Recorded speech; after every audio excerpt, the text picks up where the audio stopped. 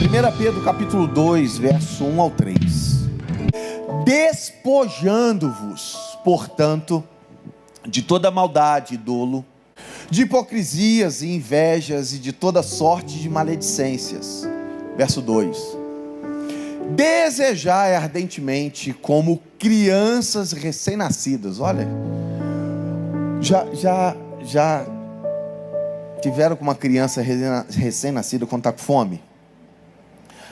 Meu cunhado está lá, minha sobrinha fez 1 ano quinta-feira, né? E quando ela está com fome, bem que ela come o dia todo, puxou o cunhado, né? O dia todo comendo, mas quando aperta a fome mesmo, ela dá o jeito dela. Crianças recém-nascidas, desejai isso, o leite espiritual, para que por ele vos seja dado crescimento para a salvação. Verso 3.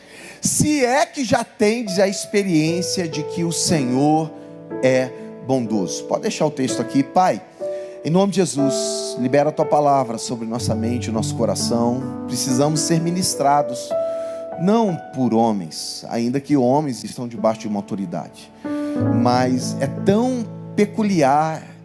Cada coração aqui tem um anseio, tem uma dor, tem uma necessidade. Por isso, quando somos ministrados pelo Senhor, o Senhor consegue falar em cada coração. Cada um entende aquilo que é liberado para si, porque o Senhor aplica em cada coração. Que nessa manhã tenhamos isso da tua parte, essa aplicação da tua palavra, essa ministração do Senhor em nós, para a glória do teu nome. Amém e amém. Verso 1, devolve ele aqui, isso. Ele diz que precisamos despojar. Despojar, ele usa 2 verbos. No verso 2, ele usa um outro verbo, ele diz desejai. Verso 2, vou te dar trabalho hoje, hein, Paulo? Ele usa despojar e desejar. E aqui é interessante porque ele usa um termo que pra gente às vezes é infantilizado, né? Desejar como criança o leite espiritual. Por que ele usa esse termo? Verso 14, Paulo, primeiro capítulo. Olha que interessante. Primeiro capítulo, verso número 14. Primeiro capítulo, 1 Pedro, capítulo 1, verso 14. Aí ele usa esse termo aqui, ó, como filhos da obediência. Ele está falando que nós devemos desejar o leite espiritual, no capítulo 2. E aqui ele diz, logo no início, que como filhos da obediência. Há 2 termos filhos na Bíblia. Um é teknon. O grego é bem interessante, porque o grego é muito técnico, né? Ainda que o termo aqui é teknon, né? Técnico. O que é um termo técnico? Quando a gente fala assim, Rubens ama a Neuza, né? Ele pode amar a Neuza com amor eros, com amor carnal, aleluia. Quantos filhos vocês tiveram? 3, né? Olha, entende, né? Um amor intenso por ela. Mas a Bíblia também fala de amor ágape, agapau, que é o amor das pessoas a Deus, intenso, e de Deus por nós, a ponto de se sacrificar. E tem o amor filéu, que quando a gente vai chegando assim numa idade de 30 e poucos anos de casado, vai ter um amor mais amigo. Brincadeira, Rubens. Só 37 anos. Brincadeira, irmãos. O Rubem eu conheço há muito tempo, então dá pra gente brincar. Por isso que eu fui neles, né? Entende? Quando você lê isso na Bíblia, você sabe qual o amor que a Bíblia está dizendo. Então ele especifica. Quando eu falo assim, o Rubens ama a Neuza, eu posso estar usando esse termo e você pode entender, cara, será que ele é esposo dela? Então é um tipo de amor. Será que eles são amigos? Lógico que você vai ver eles de mão dada, andando juntos, você entende que é casal, né? Será que ele a ama nesse amor filéu, desse amigo? porque o termo amor é um só. Mas na Bíblia, o grego ele é muito técnico, ele especifica. Então esse termo filho aqui, ele está falando de um filho bebê, criancinha, alguém que acabou de nascer, alguém que está caminhando na fé, alguém que iniciou a sua caminhada de vida cristã, que pode ser um velho, um idoso, como meu filho diz que eu já estou chegando como idoso, 51 anos, né? Mas a mente está sã. Mas ele está especificando algo. E ele tem um outro termo, que é ruios, que é um filho mais maduro, que geralmente é aplicado a Jesus. Quando ele fala que Jesus é filho de Deus, ele usa um termo específico. Então, se nós estamos nessa condição de filhos de Deus, técnon, alguém que está começando a caminhada cristã, a gente precisa então se alimentar daquilo que pode trazer vida para nós. E aqui ele está dizendo o leite espiritual, que é a palavra de Deus. Esse é o nosso grande desafio. Nós termos cristãos que estão crescendo, porque eles estão se alimentando naquilo que é certo, aquilo que traz vida, aquilo que traz alimento, que faz crescer, que é a palavra de Deus, o leite espiritual. O meu filho está tentando me passar na altura, não conseguiu ainda, mas para que ele crescesse, eu não pisei no pé, agarrei na cabeça e puxei. Não precisava. Se ele se alimentasse do que era preciso para o seu organismo, ele crescia. Esses dias a gente viu a pastora Andressa aqui, retinha. Agora, na linguagem lá do norte, está buchuda. Entende? O pastor Paulinho lá atrás falou assim: se ela espirrar, pode ser que nasça. Olha, foi esse termo mesmo, Andressa. Eu estou dedurando aqui, estou entregando todo mundo hoje, hein? Pelo amor de Deus, vigia. Apaga essa luz aqui para eu enxergar lá atrás, ver quem eu posso falar. Bem, gente, eu queria dar esse princípio aqui para a mensagem de hoje, né? Eu coloquei um tema bem tranquilo: passos para crescer. Qual é a conduta que eu preciso ter para crescer? E você já deve ter entendido o caminho que eu quero seguir. E é interessante que Pedro, bota no primeiro capítulo, verso 1, por favor. Hoje eu vou pregar assim, a gente vai ficar lendo o texto, vai conversar aqui. Ele usa um termo aqui que é muito interessante, que é o termo forasteiro. Termo forasteiro, eu acho muito interessante Pedro usar esse termo. Por que ele usa esse termo forasteiro? Ele está escrevendo para pessoas que saíram da sua terra porque houve uma perseguição. Cristãos foram perseguidos e pessoas saíram. Mas ele também usa essa figura de forasteiro como alguém que não está vivendo segundo aquilo que essa terra rege. Não é o governo humano, não é a autoridade humana, não é essa atmosfera que rege a nossa vida. Porque ele está entendendo que a partir do momento que nós nascemos de novo, que nós começamos uma vida com Deus, nós fomos transportados das trevas para o reino de Deus.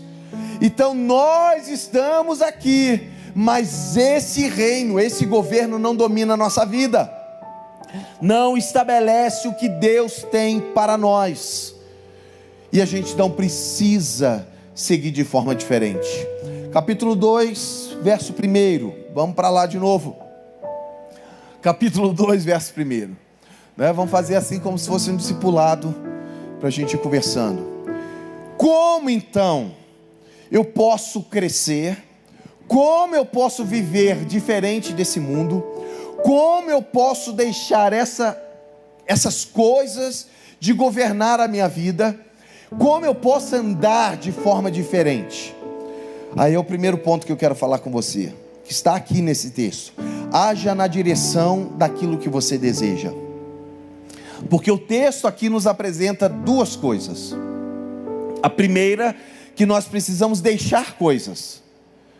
Se eu preciso agir na direção daquilo que eu desejo, eu não posso levar como filho de Deus coisas que vieram à minha vida no passado, coisas que vieram comigo, heranças. Eu não posso trazer a bagagem antiga.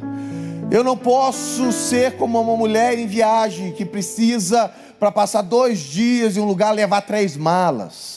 Eu preciso deixar algumas coisas, eu preciso deixar de lado, né? Depois você se vira aí com o David. Eu preciso deixar de lado. Se eu preciso agir na direção e caminhar para aquilo que eu quero, eu tenho que deixar coisas. É o que Pedro diz: despojando-vos. Tem gente que leva para o casamento a história antiga, as dores antigas. Eles trazem para o casamento as experiências antigas. Eles querem fazer no seu casamento aquilo que ele viveu no passado, a experiência que ele teve com pornografia, com prostituição. Ele quer trazer isso para o casamento, e ele quer que a esposa aja da maneira que pessoas agiam lá atrás, ou diferente. Mulheres esperam isso de homens. Se você quer algo novo e passos para crescer, algumas coisas você vai ter que deixar de lado. Você vai ter que se despojar. E ele usa aqui algumas ideias: da maldade, do dolo, de hipocrisias, de invejas e de toda sorte de maledicências. Tem que deixar de lado algumas coisas. Tem que agir na direção que você deseja alcançar. E a atitude de deixar de lado. O termo aqui, o termo para despojar é colocar de lado, tirar do caminho, remover. Parece que é um progresso, né? Coloca de lado, depois tira do teu caminho e tira da tua vida. Pastor, mas é difícil. É difícil mesmo, porque tem pecado que é bom. Eu me lembro da esposa do meu pastor, do meu primeiro pastor. Qual o nome dela? Alcina. Tá. Eu sou ruim de leitura labial. Ela dizia assim, que tinha gente que estava na igreja e ficava vivendo e experimentando tudo aquilo que era pecado de fora, vivia isso plenamente, que ela dizia, ela não consegue experimentar um relacionamento com Deus pleno, não se libera plenamente para o pecado, e quando Jesus voltar, ou ela partir, ela não vai estar com Deus. Ela não curte um, não curte outro, e no final vai estar afastada de Deus. Falava isso para nós, jovens, nos ensinava assim. Pedro está dizendo, despojai-vos, tira isso de você. Mas ele dá um outro caminho, que é um outro verbo, no verso de número 2. Mas você, para isso, precisa desejar o novo. Desejar algo. E ele usa o termo aqui, ardentemente. Ardentemente. Ele fala de alguém que almeja. Ele usa um termo que é interessante nesse desejar ardentemente. Ele usa o termo saudade. Alguém que almeja com saudade, deseja intensamente, dedica-se com amor. A Violane estudava no Rio quando a gente namorava. E às vezes ela chegava, eu trabalhava até tarde, a gente tinha uma empresa, uma sapataria, né? Eu fazia sapato. E às vezes no horário que eu estava terminando o sapato, às vezes eu trabalhava até umas 8h30, 9 horas, era o horário que ela estava chegando. Aí eu acabava lá a minha produção, corria no posto ali da entrada do batalhão, eu ficava ali esperando, ela descia do ônibus, eu dava um beijo e voltava para casa. Sabe por quê? Porque existia um desejo intenso, saudades. Tem gente que sai daqui, vai lá para o Rio de Janeiro, porque está com saudades, né, Arthur? Estou entregando todo mundo hoje. Quando você deseja ardentemente, não é um peso, o investimento não é caro. quando o valor que você dá àquele bem, o objeto do amor, nada é pesado, não é sacrifício, é prazeroso. E é interessante o que Pedro ensina aqui: desejar ardentemente como uma criança recém-nascida, o genuíno leite espiritual. Você quer crescer, você vai ter que buscar ardentemente na palavra. Irmão, se a gente quer crescer, a gente quer um avivamento nesse ano, estamos orando por isso, jejuando o ano todo, e continuamos agora. Se você deseja algo para a tua vida, para o teu casamento, para a tua espiritualidade, desejar avivamento vai mudar também o teu casamento, sabia disso? Desejar avivamento vai mudar também a tua casa, vai mudar o teu trabalho, vai mudar a tua vida, o teu relacionamento com o teu namorado. O avivamento vai mudar as circunstâncias na tua história. E ele ensina que devemos desejar e almejar isso como uma criança recém-nascida. E o termo criança aqui, para voltar naquilo que a gente falou no início de filhos, é um termo que envolve, vou ler aqui, artigenetos. Olha, é de genética. Ele diz assim: uma criança recém-nascida, alguém que nasceu, e ele é um tecno, um filho de Deus. E ele está falando de gen. Quem nasce da carne é carne, tem a genética do pai. Eu costumo usar essa analogia, que uma vez eu fui no médico de pele, tinha nascido um sinalzinho aqui no meu olho. E eu fui lá e ele disse: não, isso não é nada, é só um sinal, né? Aí ele deu uma injeçãozinha assim, passou a navalha, aquela que queima assim, já tirou na hora. Ele falou assim: provavelmente você tem outras. Aí eu tinha uma aqui no braço, aí ele foi lá e cortou também. Ele falou assim: provavelmente teu pai também tem essa. E realmente, meu pai tinha uma aqui, meu irmão também tem no mesmo lugar, porque é genética.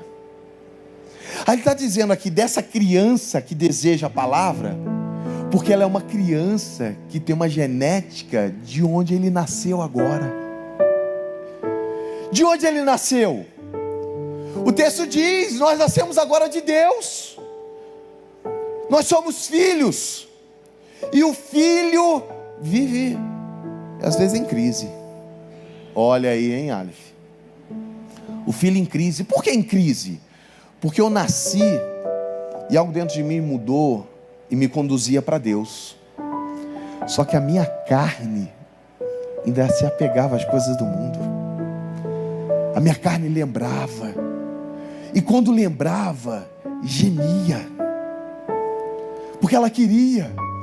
E eu vivia em crise, porque eu ficava assim: não, eu não posso fazer isso, porque agora eu sou de Deus. Havia uma crise dentro de mim, a minha mente, que ela só é sanada, essa crise só é sanada quando você passa a alimentar a nova natureza acima da natureza antiga. Por isso Pedro diz que você tem que despojar-se e desejar o leite espiritual, o relacionamento que te preenche agora. Quem sabe você está em crise. Isso não é ruim, porque a crise mostra que algo dentro de você tem a genética dos céus, mas que você tem uma natureza humana ainda, essa genética que às vezes te impele para essas coisas que satisfaz a tua carne. A boa notícia é que Ele nos dá a capacidade de que aquilo que é dos céus prevaleça sobre o que é da carne. Mas é o teu desejo intenso de deixar essas coisas. O que provoca isso, o que traz isso sobre nossa vida, é o leite espiritual, é a palavra, é a vontade de Deus. É interessante que o termo leite aqui é lógicos. Lógicos. Aquilo que é lógico. É interessante porque a lógica para a gente é uma coisa meio negativa, né? Parece que é a lógica humana, né? Aristóteles usava o termo lógica, né? Só que a Bíblia não está falando dessa lógica humana, está falando da lógica daquele que agora vive em Deus, que pensa nas coisas de Deus, que a mente dele se volta para Deus, que às vezes está em crise, mas está também permitindo que algo dentro dele continue combatendo aquilo que às vezes o impele para o que é ruim. Ruim no sentido que nos mata, que nos afasta de Deus. 1 Pedro capítulo 1, verso de número 3. Vamos, segundo ponto. Diz assim: bendito Deus e Pai de nosso Senhor Jesus Cristo, o que segundo a sua muita misericórdia, nos regenerou para uma viva esperança mediante a ressurreição de Jesus Cristo dentre os mortos. Olha que texto legal. A gente está falando de filho, a gente está falando de crescimento, e ele traz a ideia básica no primeiro capítulo, no verso número 3, ele diz assim: por que a gente está falando de filiação? Por que a gente está falando de que eu nasci de novo? Ele diz assim: porque Deus, o nosso Pai, por meio de Jesus, nos regenerou. É aquele mesmo termo que Jesus usa em João capítulo 3, falando com Nicodemos. Nicodemos, você precisa nascer de novo, regenerar, gerar novamente, gerar de novo. A gente usa o termo também novo nascimento, nascer de novo. Jesus está falando com Nicodemos: Nicodemos, você tem que nascer de novo. Aí Nicodemos, Senhor, diz assim: como que eu vou voltar para o ventre da minha mãe e nascer de novo? E é interessante que o termo ali é uma chave extraordinária, porque o termo nascer de novo ali, que Jesus usa para Nicodemos, é nascer do alto. Você já nasceu fisicamente, não é voltar para o ventre da sua mãe e um nascimento humano novamente, mas é um nascimento do alto. Sabe aquilo que acontece, que a gente não sabe como acontece, a gente não tem a ideia do que está acontecendo dentro de nós, mas que a palavra vem, e num certo momento da tua vida, seja na igreja ou quando alguém prega para você, parece que a tua mente abre assim, você enxerga as coisas diferentes, que é quando o Espírito vem e toca no teu coração. Eu não sei explicar isso, eu estudo isso há anos, dou aula pessoal do batismo há anos, eu não consigo explicar esse tipo de coisa. Eu só sei que tem um momento que parece que algo toca o nosso coração e que abre, e que a gente passa a enxergar as coisas de Deus, o relacionamento com Deus, com a igreja, de forma diferente, porque algo aconteceu, porque veio algo dos céus, algo que tocou a nossa vida e abriu o nosso coração para Deus, e Deus fez questão de entrar, e Ele começou algo dentro de nós. Esse é um novo nascimento, é regeneração, é quando o Pai, por meio de Jesus, decidiu vir morar em nós, e isso é meio confuso, é estranho, porque a gente não entende tudo, a gente não ouve uma voz clara dizendo: meu filho, agora eu estou habitando em você e eu quero te conduzir, porque é suave, ao mesmo tempo é agressivo, porque abre os olhos e você enxerga coisa agora que você não entende tão plenamente. Eu costumo brincar com o pessoal na aula de batismo, porque eu vim de uma herança religiosa, e eu me lembro que agora eu tinha que orar, e eu falava assim: não, eu vou rezar. Aí a pessoa falava assim: não, agora é orar, né? Mudou. E eu falei assim: como que eu vou orar? Né? Eu vou orar a quem? A Deus.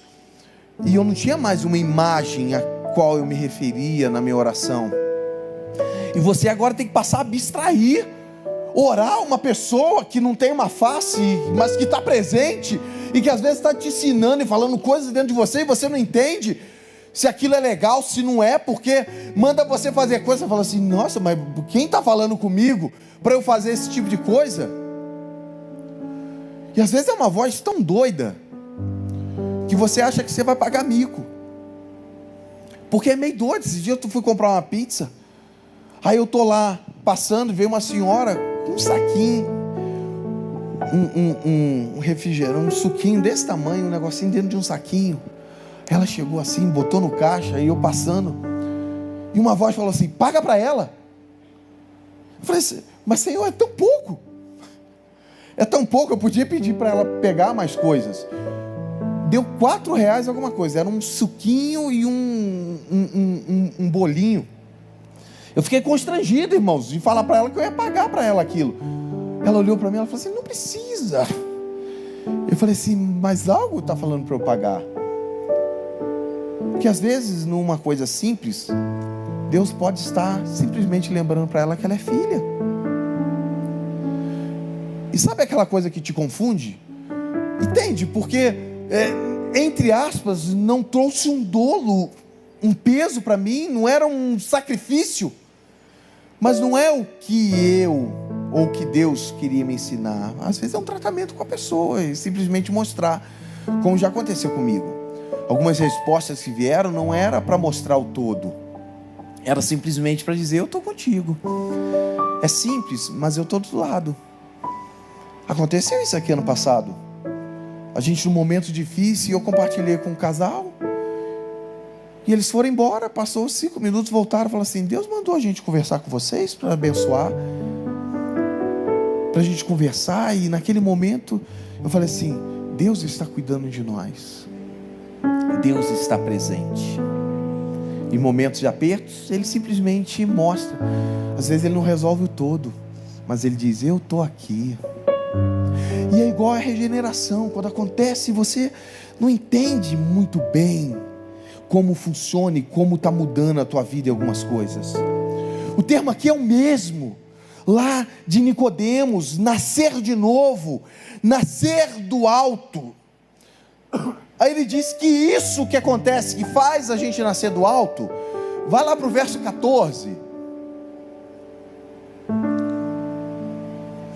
Ele diz assim: agora, como você nasceu do alto, e você é um filho recém-nascido, um bebê, você agora, como filhos da obediência, olha como mudou a nossa esfera. Era alguém que vivia distante de Deus, agora ele diz assim: você, mesmo com as suas dificuldades, mesmo tendendo, a tua carne se inclinando ali, e você manquejando, você é um filho recém-nascido, um bebê ainda, da obediência. Não é alguém que nasceu, que foi planejado para viver assim. É um filho destinado a uma vida de obediência a Deus, estar nele. Aí ele diz: então, não tome a forma das paixões que você tinha anteriormente. Por isso, no capítulo 2, verso 1, ele diz: despoje-se, despojai-vos disso. Deixe isso de lado, porque a tua essência não é viver nessa natureza. A tua essência não é viver no pecado, não é viver nisso que te afasta do teu pai, não é viver nisso que atormenta a tua família, que desagrada quem você é, porque você já é filho da obediência.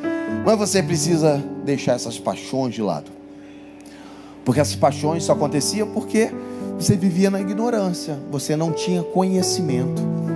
Mas agora a gente tem conhecimento de Deus, revelação dele.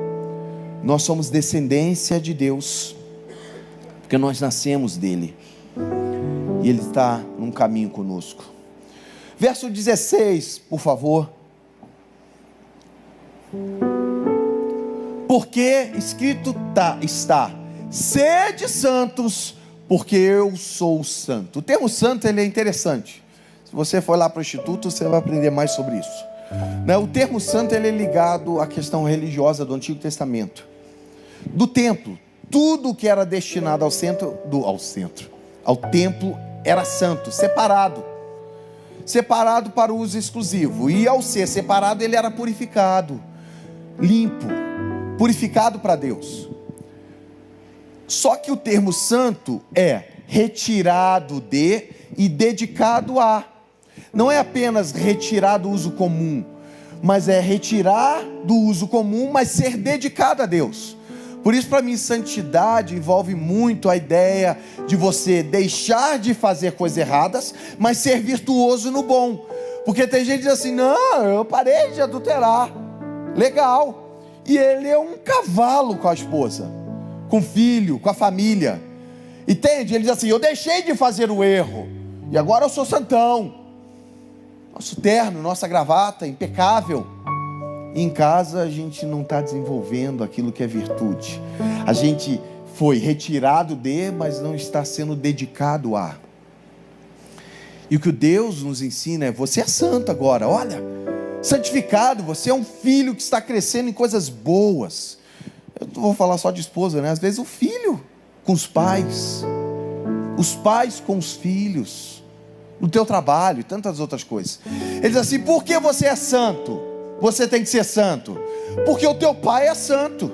Se a gente nasceu e a genética agora é do céu, você vai se assemelhar ao quê? Vai se assemelhar ao teu pai. É o que o texto está dizendo. O terceiro ponto: a gente não pode parar no estágio atual. Não pare no estágio atual. Não pare aonde você está. Não pare da maneira que você está. Não se mantenha da maneira que você está, porque você despojou-se daquilo que é ruim, mas agora você deseja algo novo, uma mudança. Cresça, desenvolva, melhore o teu casamento, melhore os teus negócios, melhore os teus relacionamentos com os teus vizinhos, com a tua família. Melhore, vá melhorando tudo. Não pare no estágio que você está, porque você agora foi chamado por Deus para ter a essência que Ele tem, ser filho, ter a natureza dEle. Sede santos, tornar-se, vir a ser, começar a ser como teu pai. Se a gente está falando de um filho que era pequeno e está crescendo, é um filho que está alcançando a maturidade. Eu vou citar um negócio de uma história de Porto Velho. Eu me lembro de pessoas que nos buscavam no seu casamento. Eu me lembro de um casal no estado. Ele tinha uma posição elevadíssima. Ele comandava um órgão tão importante no estado, que controlava o estado e os municípios de Rondônia. E o casamento era uma lástima. Ele tinha maturidade de liderar milhares de pessoas e não tinha a inteligência emocional para conseguir controlar a sua casa. Porque ele parou num estágio onde a postura dele diante das pessoas o colocou numa condição, numa posição honrada diante de pessoas do estado, mas na casa dele era como Naamã.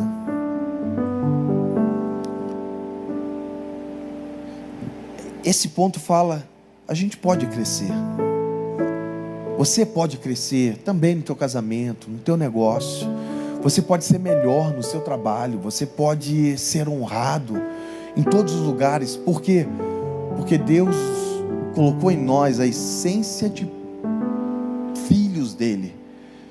E Ele pode nos fazer desenvolver. Santidade, ela é progressiva.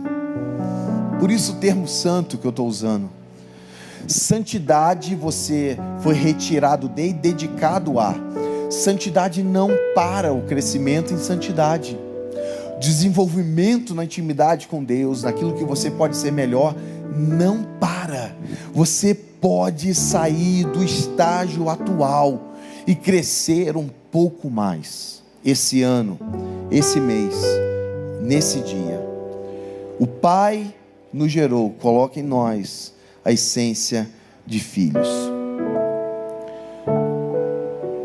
No verso de número 17 ele fala: se invocais como Pai aquele que sem acepção de pessoas. Olha isso, verso 17: se invocais como Pai aquele que sem acepção de pessoas julga segundo as obras de cada um. Para imaginar, às vezes a gente diz assim, pastor, é fácil eu falar, porque Deus fez na sua vida, Deus fez na vida de Ciclano. Mas o tema aqui é bem interessante, ele diz assim, nós temos um pai que não tem acepção de pessoas. Eu estou numa busca de oração, em oração por Deus, em Deus, de coisas para a minha vida. Porque eu fico olhando as escrituras, a gente fica assim, por que fulano pode curar? Por que alguns têm dons? Deus tem uma vontade específica para algumas pessoas? Tem ministérios, tem dons que Deus dá para cada um. Mas quando a gente pega aquilo que é genérico, que a Bíblia diz assim, ide por todo mundo, pregai o evangelho, discipulai, ele não está falando para algumas pessoas específicas, ele está falando para nós, a igreja. Quando ele diz da autoridade que seria dada sobre enfermos, sobre demônios, ele não está falando que o pastor Tiago vai ter essa autoridade, ele está dizendo que todos nós teríamos essa autoridade, que se você orar por uma pessoa, existe uma autoridade sobre a sua vida para que essa pessoa seja curada. Você não precisa ligar se porventura um dia você encontrar com uma pessoa endemoniada na rua. Você não precisa ligar pastor Tiago, pastor Léo, pastor Gerson, pastor Paulo, vem cá. Não, há uma autoridade sobre nós. E por que a gente não recebe isso e vive isso em nossa vida? Se não há acepção de pessoas da parte de Deus, está sobre você. Você tem autoridade na sua casa, sobre os seus filhos. Estou dizendo de ser intransigente, impor algo sobre o seu filho, mas você tem autoridade para orar, para liberar a sua bênção, como filho de Deus, sobre pessoas que te cercam, sobre teus irmãos, sobre teus pais, como filho de Deus, porque Ele nos deu essa autoridade em Jesus, porque o sangue dele está sobre a nossa vida.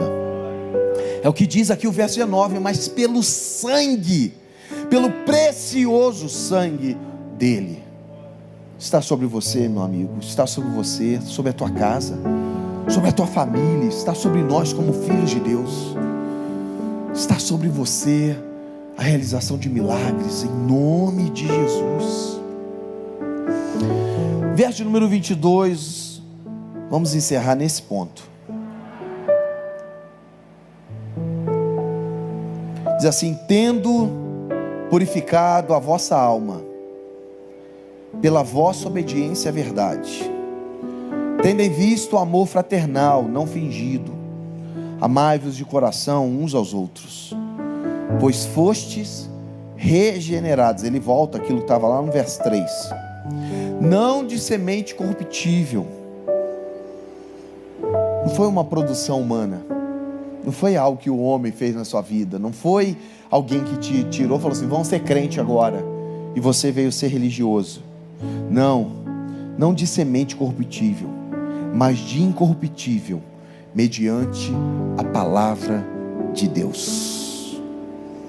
Purificada a alma pela obediência à verdade, porque aquilo que produziu uma mudança em você foi a palavra de Deus, a semente de Deus. Por isso no capítulo 2 ele vem falando: se você foi regenerado e pela semente da palavra de Deus você foi transformado, agora você precisa continuar se alimentando da palavra, para que você cresça nele. Último ponto: se alimente da palavra, que tenha autoridade dos céus para modelar a tua vida de forma completa. A palavra vai te modelar, vai moldar, vai te colocar da maneira que Deus tem para a sua vida. Isso vai transformar o teu casamento, tua família, você, teus desejos, teus sonhos. Deus tem um alvo para você e Ele pretende completar o projeto dele. Deus tem um alvo para você e Ele deseja completar o projeto. Deus tem um alvo para você e Ele deseja completar o projeto. Deus não para no meio do caminho. Deus tem planos e completa todos eles. Você é filho. Você é filho. Pastor, mas eu ainda estou fazendo algumas coisas. Não muda a tua essência. O que você faz não muda a tua essência. O que você precisa é fazer que o que você faz corresponda à tua essência. Mas o que você precisa mudar é que o resultado daquilo que sai de você seja a essência do que Deus já colocou na tua vida. Em nome de Jesus. Pai, em nome de Jesus, queremos corresponder àquilo que o Senhor, ó Deus, tem trazido à nossa vida. Queremos corresponder àquilo que o Senhor tem trazido sobre a nossa casa. Queremos corresponder àquilo que o Senhor tem de projeto sobre nós. Queremos ser, ó Deus, aquilo que o Senhor projetou. Por isso nos ajude, ó Deus, a seguir na direção daquilo que o Senhor tem, na direção que nós desejamos, mas acima de tudo, na direção que o Senhor tem para nós. Nos ajude a corresponder à essência que já foi depositada em nós. Nós não somos isso que temos vivido em nossas falhas. Nós não somos isso que tem, ó Pai, às vezes dominado e nos afastados do Senhor. Nós não somos isso que tem trazido dor à nossa casa, à nossa família. Nós não somos isso, ó Deus, que o mundo tem tentado estabelecer. Nós somos filhos do Senhor. Nós somos aqueles que nasceram de novo e queremos viver em Ti. Por isso, ó Deus, nos tire do estágio atual, nos tire do estágio que nos paralisa, nos tire do estágio onde, ó Deus, não refletimos aquilo que o Senhor projetou para nós. Nos leve a nos alimentar da palavra, a sermos cheios daquilo, ó Deus, que nos inspira a caminhar, daquilo que nos faz avançar, daquilo que nos leva para a vontade dos céus, daquilo que faz que os céus derramem sobre nós, nossa casa, nossa família e todas as áreas da nossa vida, aquilo que o reino tem sobre nós. Nos molde ao plano, nos molde plenamente, nos modele para sermos o que o Senhor planejou. Nos ajude a alcançar, nos ajude a dar os passos para crescer, nos ajude a caminhar na Tua vontade, nos ajude, ó Deus, a corresponder, porque sabemos que se correspondermos à Tua vontade, aquele que é vitorioso, aquele que tem toda a vitória, vai nos fazer também vencer todas as coisas, em nome de Jesus, amém.